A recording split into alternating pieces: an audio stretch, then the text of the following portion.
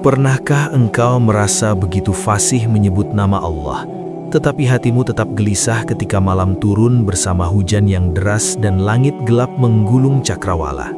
Pernahkah engkau berbicara panjang tentang tauhid, tentang makrifat, tentang surga dan neraka, tetapi ketika sendirian di bawah suara gemuruh petir, jiwamu terasa hampa? Sahabat petunjuk Al-Quran, bisa jadi kita mengenal tentang Allah, namun belum mengenal Allah. Karena jika benar seorang hamba mengenalnya, lidahnya akan menjadi keluh.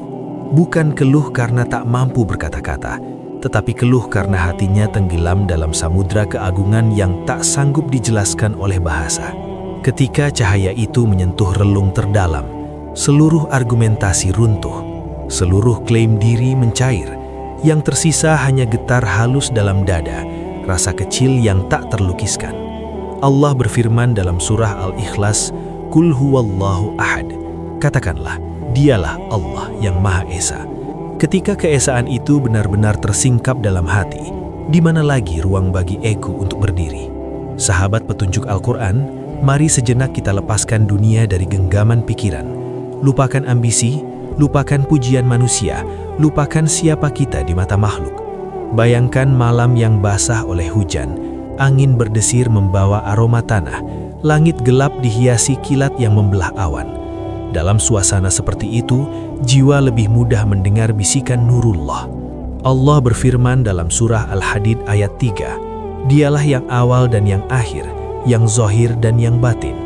Jika Dia yang awal, maka sebelum kita ada, Dia sudah ada. Jika Dia yang akhir, maka setelah kita tiada, Dia tetap ada. Jika Dia yang zahir, maka seluruh alam adalah tajalli sifat-sifatnya. Jika Dia yang batin, maka di kedalaman hati pun Dia lebih dekat daripada urat leher kita, sebagaimana firman-Nya dalam surah Qaf ayat 16. Lalu apa sebenarnya diri kita ini? Rasulullah bersabda, La haula wa la quwata illa billah adalah perbendaharaan dari perbendaharaan syurga. Kalimat ini bukan sekedar zikir di bibir, melainkan pintu menuju makam kesadaran. Tidak ada daya untuk taat kecuali dengan dayanya. Tidak ada kekuatan meninggalkan maksiat kecuali dengan kekuatannya. Bahkan keinginan untuk mengenalnya pun adalah karunia-Nya. Inilah logika makrifat. Manusia adalah hamba yang fana. Segala gerak adalah tajalli. Segala nafas adalah pinjaman. Ketika hujan turun deras di malam gelap, kita tak mampu menahannya. Begitu pula hidup, kita tak mampu menambah atau menguranginya tanpa izinnya. Maka di mana letak kesombongan? Di mana letak klaim aku mampu? Mengapa lidah kita belum keluh oleh keagungan? Karena ego masih berbicara lebih keras daripada hati. Ego ingin dikenal sebagai orang berilmu, ingin disebut ahli ibadah, ingin dipandang suci. Padahal Allah telah berperingatan dalam surah An-Najm ayat 32, maka janganlah kamu mengatakan dirimu suci. Dialah yang paling mengetahui siapa yang bertakwa. Ego adalah hijab tebal yang menutupi cahaya. Ia seperti awan gelap yang menghalangi kilat menerangi langit. Selama kita masih berkata, ini amalanku, ini ilmuku, ini kedudukanku, selama itu pula kita jauh dari samudra hakikat. Makrifat bukan tentang menambah identitas rohani, melainkan meleburkannya. Ada saat dalam hidup ketika seorang hamba berdiri di bawah hujan malam, menengadah ke langit yang gelap, dan tiba-tiba hatinya bergetar. Ia merasa kecil, sangat kecil. Seluruh rencana hidupnya tampak rapuh. Seluruh ambisinya terasa tak berarti. Itulah getar pertama menuju fana. Dalam surah Ar-Rahman, Allah berfirman, Kullu man 'alaiha fan, wa yabqa wajhu rabbika dzul jalali wal ikram. Semua yang ada di bumi akan binasa, dan yang tetap kekal hanyalah wajah Tuhanmu. Ketika ayat ini tak lagi sekedar dibaca, tetapi dirasakan, lidah mulai kehilangan keberaniannya untuk berbicara sembarangan tentang Allah, karena ia sadar dirinya hanyalah bayangan yang sebentar lagi hilang. Maka jika suatu hari engkau merasa tak sanggup berkata-kata ketika menyebut namanya, jangan takut. Bisa jadi itu bukan kelemahan, bisa jadi itu adalah sentuhan pertama dari cahayanya. Sahabat petunjuk Al-Quran, di bawah hujan yang masih turun perlahan di malam gelap ini, mari kita masuk lebih dalam ke ruang batin kita sendiri. Para arif berkata, Siapa yang mengenal dirinya, ia akan mengenal Tuhannya. Namun mengapa semakin lama kita hidup, semakin kabur pengenalan itu? Karena hati kita ibarat cermin yang tertutup debu. Debu itu adalah dosa, ambisi, cinta dunia, dan kelekatan pada pujian manusia. Rasulullah bersabda bahwa dalam diri manusia ada segumpal daging. Jika ia baik, maka baiklah seluruh tubuh. Dan jika ia rusak, maka rusaklah seluruh tubuh. Itulah hati. Hati yang berdebu tak mampu memantulkan nurullah. Cahaya tetap ada, tetapi pantulannya kabur. Kita membaca ayat-ayat Allah, namun tak merasakannya. Kita mendengar nasihat, namun tak tersentuh. Bukan karena cahaya itu redup, melainkan karena cermin diri belum dibersihkan. Allah berfirman dalam surah Al-Fusilat ayat 53, "Kami akan memperlihatkan kepada mereka tanda-tanda kami di segenap ufuk dan pada diri mereka sendiri, sehingga jelaslah bagi mereka bahwa Al-Quran itu benar." Tanda-tanda itu bukan hanya di langit, bukan hanya pada petir yang menyambar atau hujan yang turun dari awan gelap. Tanda itu juga ada dalam diri kita. Nafas yang keluar masuk tanpa kita perintah adalah tajalli sifat Al-Hayy yang maha hidup. Ilmu yang terlintas dalam pikiran adalah tajalli sifat Al-Alim. Rasa kasih yang muncul di hati adalah tajalli sifat Ar-Rahman. Namun ketika semua itu kita klaim sebagai milik pribadi, kita terhijab dari hakikat. Kita berkata, "Aku pintar." Kita berkata, "Aku kuat." Padahal setiap kemampuan hanyalah pantulan cahayanya. Ma'rifat bukan membuat kita merasa hebat karena dekat dengan Allah, justru membuat kita merasa tiada karena semua adalah Dia. Makom fana sering disalahpahami. Fana bukan berarti meninggalkan syariat. Fana bukan berarti merasa sudah sampai lalu tak perlu sholat atau tak perlu aturan. Justru semakin dalam seorang hamba mengenal Allah, semakin ia menjaga syariat dengan penuh adab. Allah berfirman dalam surah Az-Zariyat ayat 56, "Dan tidaklah aku menciptakan jin dan manusia, melainkan agar mereka beribadah kepadaku." Ibadah adalah wadah, hakikat adalah isi. Jika wadah retak, isi akan tumpah. Dalam fana, ego melebur. Namun dalam bako, seorang hamba tetap berdiri di atas syariat. Ia tetap sholat, tetapi bukan lagi merasa dirinya yang sholat. Ia tetap bersedekah, tetapi tak merasa dirinya yang memberi. Semua adalah la haula wala quwata illa billah. Bayangkan sebuah lampu yang menyala terang di tengah ruangan gelap saat hujan mengguyur di luar sana. Cahayanya memenuhi ruangan. Namun jika cermin di ruangan itu tertutup debu, ia tak mampu memantulkan cahaya dengan indah.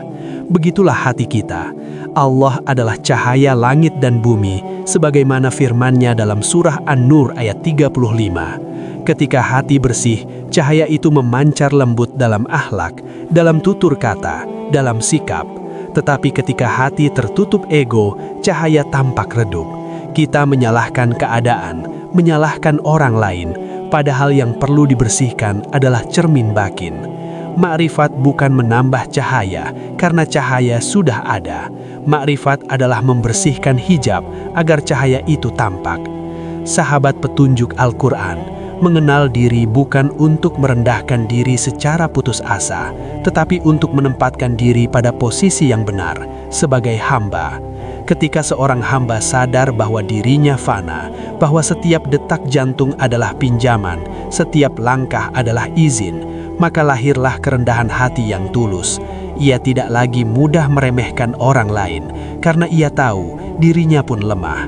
Ia tidak lagi sibuk memamerkan amal, karena ia tahu amal itu pun karunia. Di tengah suara hujan yang masih jatuh dari langit gelap, mungkin malam ini adalah saat yang tepat untuk bertanya pada diri sendiri, siapa aku tanpa rahmat-Nya? Jika jawaban itu membuat hatimu bergetar dan lidahmu terdiam, maka engkau sedang melangkah menuju gerbang ma'rifat. Sahabat petunjuk Al-Quran, di bawah langit gelap yang masih menyisakan gemuruh hujan, ada satu keadaan yang jarang dipahami manusia, diamnya seorang pecinta Allah. Tidak semua diam itu kosong, Tidak semua sunyi itu hampa. Ada diam yang penuh zikir, ada sunyi yang dipenuhi cahaya. Ketika seorang hamba mulai menyaksikan tajalli sifat-sifat Allah dalam setiap peristiwa hidupnya, lidahnya perlahan kehilangan keberanian untuk berbicara sembarangan. Ia takut tergelincir dalam kesombongan rohani. Ia khawatir setiap kata yang keluar masih bercampur ego. Allah berfirman dalam surah Al-Isra ayat 36, "Dan janganlah kamu mengikuti apa yang kamu tidak mempunyai pengetahuan tentangnya. Sesungguhnya pendengaran, penglihatan, dan hati, semuanya itu akan diminta pertanggungjawabannya." Ayat ini mengguncangkan jiwa para pencari. Mereka memilih diam, bukan karena tidak tahu, tetapi karena sadar bahwa setiap kata akan dihisab.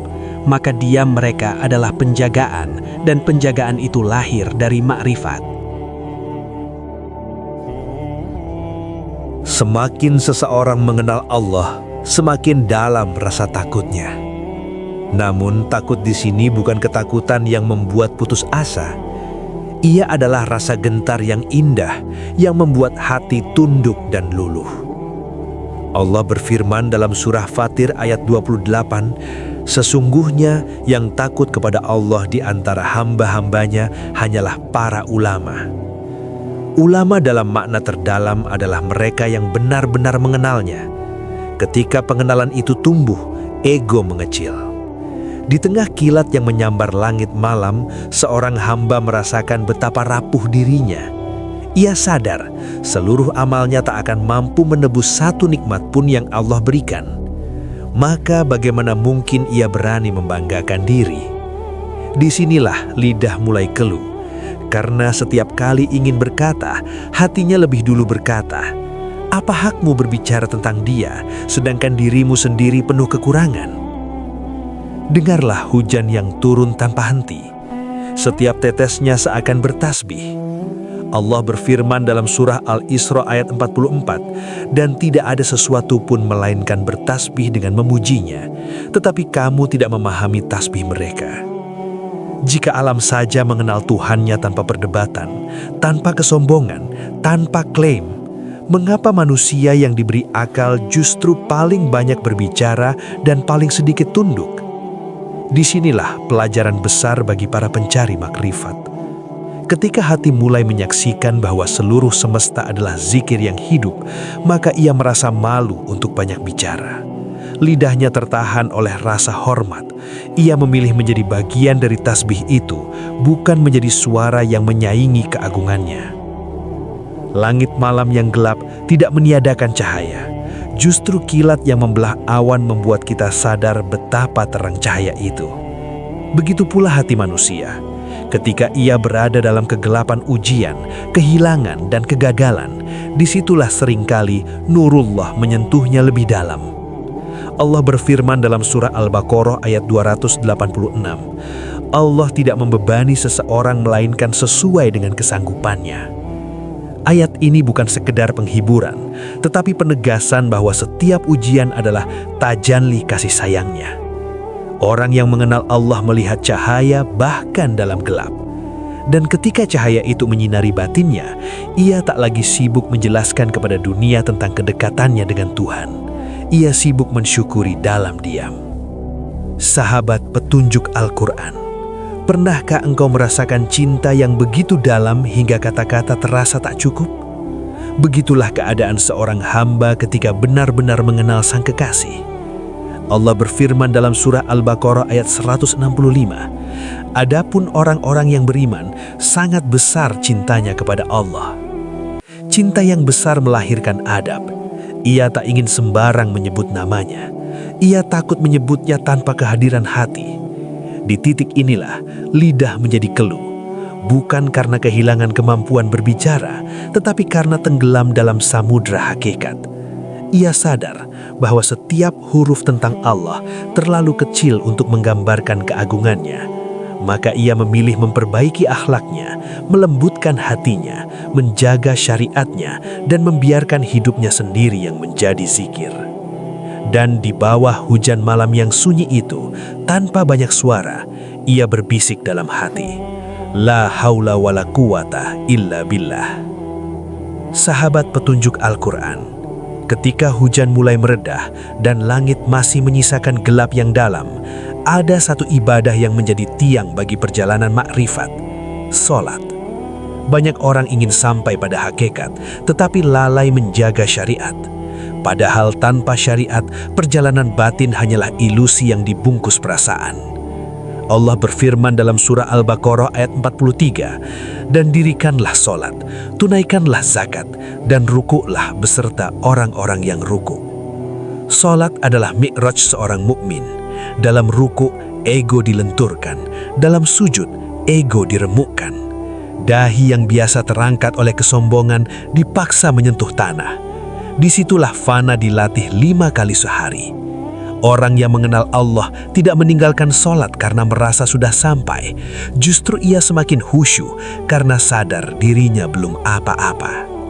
Ketika dahi menyentuh bumi di tengah malam yang basah oleh hujan, ia tak lagi berkata, "Aku sedang menyembah." Ia merasa, "Ya Allah, Engkaulah yang menggerakkan tubuhku untuk bersujud kepadamu."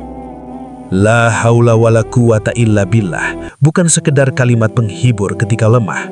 Ia adalah fondasi makrifat. Setiap kali seorang hamba mengucapkannya dengan kesadaran, ia sedang mencabut akar kesombongan dari dalam dirinya. Tidak ada daya kecuali darimu, tidak ada kekuatan kecuali denganmu. Bahkan untuk berzikir pun kami tak mampu tanpa pertolonganmu. Allah berfirman dalam surah Al-Ahzab ayat 41, "Wahai orang-orang yang beriman, berzikirlah kepada Allah dengan zikir yang sebanyak-banyaknya." Zikir bukan hanya gerakan lisan, tetapi kesadaran yang menetap di hati. Ketika zikir menjadi nafas, maka hidup berubah menjadi ibadah.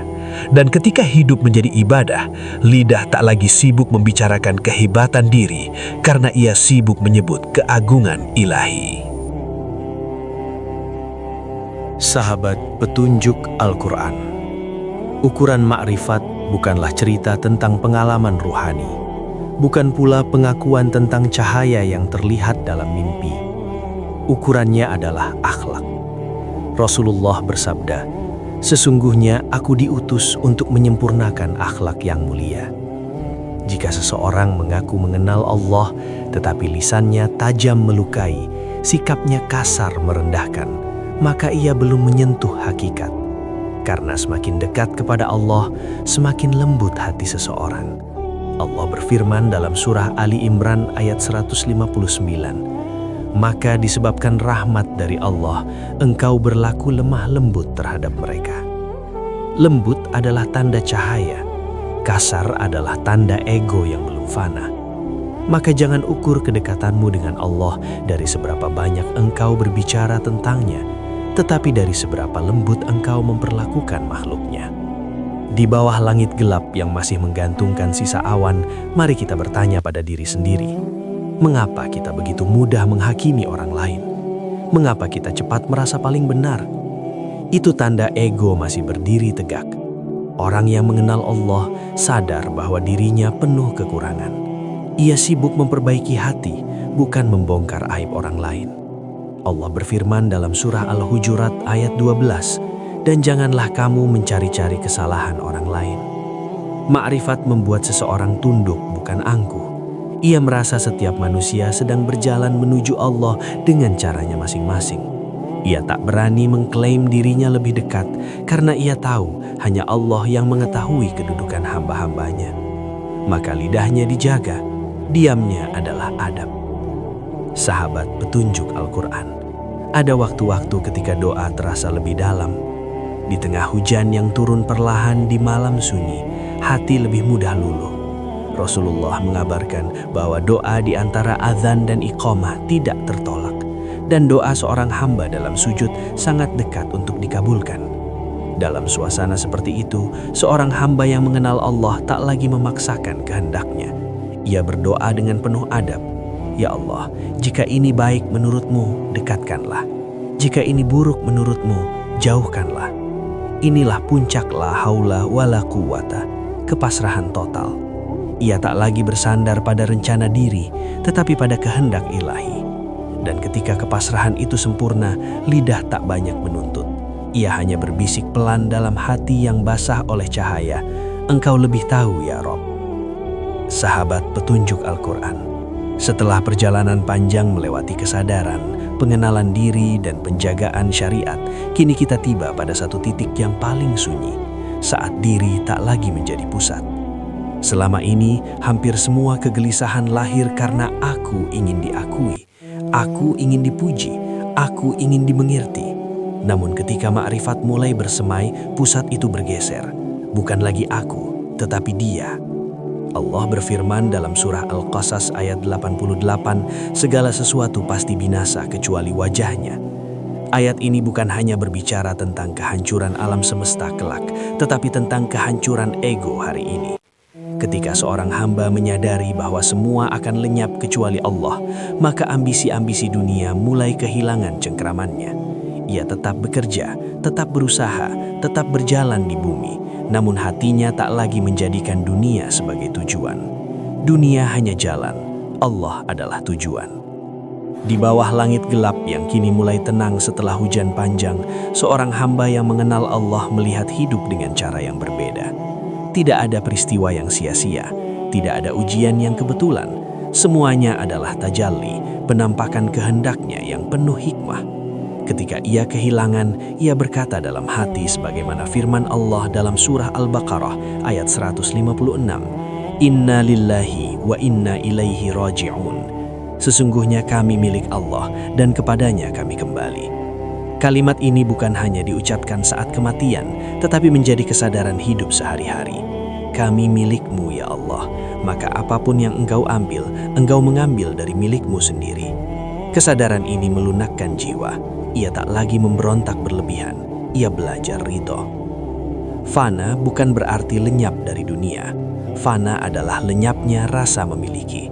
Seorang hamba tetap ada, tetapi ia tak lagi merasa sebagai pemilik mutlak atas apapun. Hartanya bukan benar-benar miliknya, ilmunya bukan benar-benar miliknya, bahkan tubuhnya pun bukan benar-benar miliknya. Semua adalah amanah. Allah berfirman dalam surah Al-Insan ayat 30, "Dan kamu tidak mampu menghendaki sesuatu kecuali apabila dikehendaki Allah." Ayat ini meruntuhkan kesombongan paling halus dalam diri. Bahkan kehendak kita pun berada di bawah kehendaknya. Maka bagaimana mungkin kita membanggakan rencana-rencana hidup seakan semua berada dalam kendali kita sepenuhnya? Disinilah lidah semakin berhati-hati karena ia sadar terlalu banyak yang bukan kuasanya. Pada makam yang lebih dalam, makrifat melahirkan cinta yang tenang, bukan cinta yang meledak-ledak dalam kata-kata, tetapi cinta yang menetap dalam ketaatan. Allah berfirman dalam surah Ali Imran ayat 31, "Katakanlah, jika kamu mencintai Allah, maka ikutilah aku, niscaya Allah mencintaimu." Cinta kepada Allah dibuktikan dengan mengikuti Rasul-Nya, menjaga syariatnya, memperindah akhlak. Seorang pecinta sejati tidak sibuk mengumbar rasa, tetapi sibuk membuktikan kesetiaan. Ia menjaga lisannya dari ghibah, menjaga pandangannya dari yang haram, menjaga hatinya dari iri dan dengki. Inilah cinta yang dewasa, cinta yang membuat lidah tidak sembarang berbicara tentang Allah karena ia tahu setiap kata adalah amanah. Akhirnya, sahabat petunjuk Al-Quran, kita memahami satu hal, keluhnya lidah bukanlah kelemahan, melainkan kedewasaan ruhani.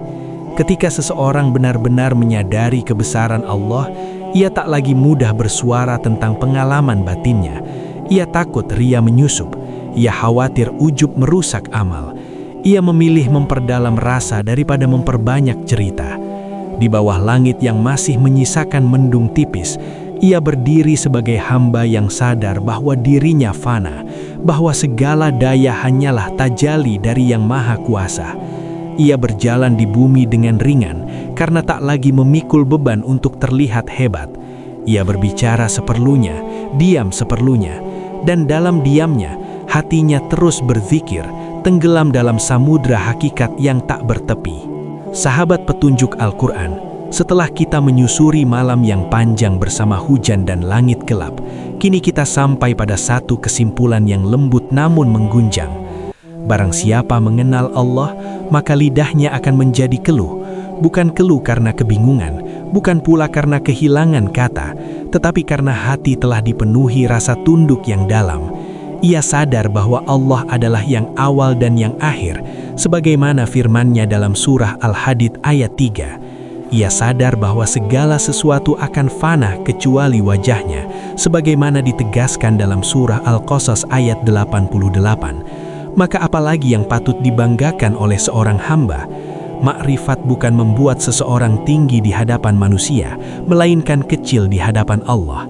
Dan justru dalam rasa kecil itulah ia diangkat derajatnya.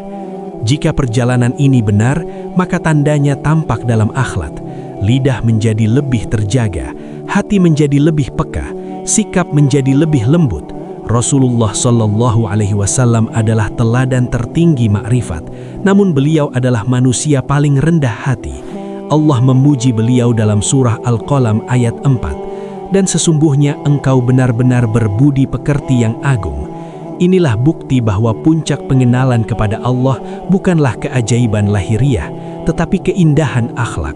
Jika setelah mengenal konsep fana kita masih mudah marah, masih gemar merendahkan, maka kita perlu kembali membersihkan cermin hati. Cahaya itu tidak pernah salah, hanya hati yang belum sepenuhnya siap memantulkannya. Bayangkan kini hujan telah reda, langit gelap mulai menipis, udara terasa bersih. Dalam suasana seperti itu, marilah kita menengadahkan hati dengan doa yang tulus. Ya Allah, Engkau yang Maha Cahaya, bersihkanlah hati kami dari debu ego, fanakanlah kami dari kesombongan yang halus maupun yang nyata.